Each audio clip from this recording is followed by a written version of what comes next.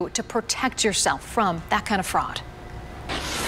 Just take a look at this headline. Now, if criminals are so cruel as to go after actual victims of Hurricane Harvey, you better believe you and I, who aren't directly affected, will be in their sights as well.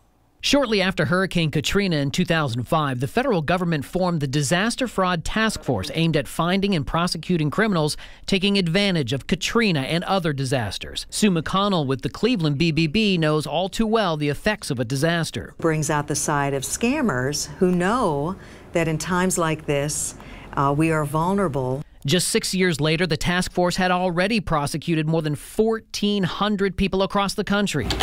Don't fall for copycats. Scammers will come up with a name that's very similar, or in the URL, the name could be one letter off. We do see a lot of imposter websites crop up after these events.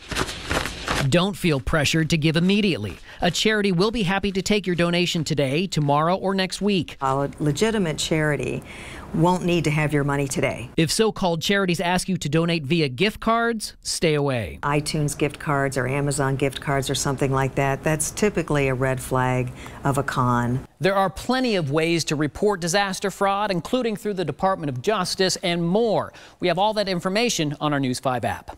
I'm 5 on your side investigator Jonathan Walsh for the E-Team.